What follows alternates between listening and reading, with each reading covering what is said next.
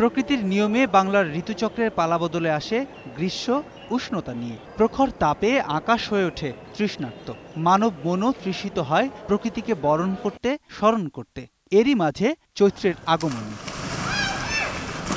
বাংলা সালের যে নামকরণ তা হয়েছে বিভিন্ন নক্ষত্রের নামে। সে হিসেবে চৈত্র মাসের নামকরণ করা হয়েছে চিত্রা নক্ষত্রের নামানুসারে, আর বিশাখা নক্ষত্রের নামানুসারে আসে বৈশাখ। তবে চৈত্র সংক্রান্তির ব্যাখ্যায় যা পাওয়া যায় তা হলো সূর্যের এক রাশি থেকে অন্য রাশিতে যাওয়ার প্রক্রিয়া, অর্থাৎ এক বছর থেকে অন্য বছরে পদার্পণ। এই চৈত্র মাসটা হলো মীন রাশিতে সূর্য থাকে, মীন রাশি থেকে সে মেষ রাশিতে সূর্য গমন করে। তো এই যে গমনের যে সময়টা, ওইটা হলো সংক্রান্তি। এই সময়টাকে খুব ভালো সময় বলা হয় এবং এই সময় সবাই ভালো কাজ করতে চেষ্টা করে।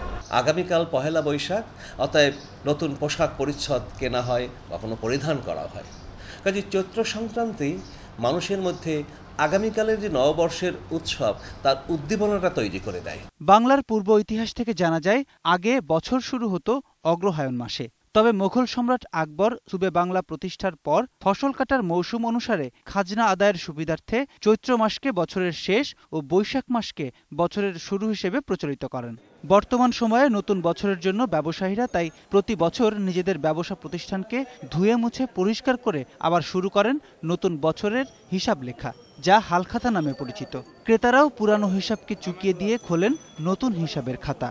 পুরানো বছরে যত ধুলা ময়লা মাটি আছে এগুলো আমরা সবই পরিষ্কার করি, সুন্দর করে দোকানটাকে সাজাই। ও তাদের ওই পুরানো হিসাবগুলো আমরা নতুন খাতায় নিয়ে আসি, একটা নতুন বছরের একটা শুভ সূচনা করি। চৈত্র সংক্রান্তির অন্যতম আকর্ষণ গাজন। গাজন একটি লোক উৎসব, সেই সাথে রয়েছে নীল পূজা, চড়ক পূজা ইত্যাদি। চৈত্র মাসের শেষের দিন, পয়লা বৈশাখের দিন এই চড়ক পূজাটা হয়। আমাদের চৈত্র মাসে আমোদ ফুর্তি হয়। ধর্ম বর্ণ নির্বিশেষে সবার মঙ্গল কামনায় পুজো। এগুলো সনাতন সম্প্রদায়ের রীতি হলেও বাংলাদেশের মানুষ সহ অবস্থান করে আসছে দীর্ঘদিন ধরে। তাই বিভিন্ন ধর্মীয় ও সামাজিক আচার অনুষ্ঠানের মাধ্যমে চৈত্র সংক্রান্তি পালন করে বাঙালি আহ্বান জানায় নতুন বছরকে। প্রণব চক্রবর্তী, ২১শে টেলিভিশন, ঢাকা।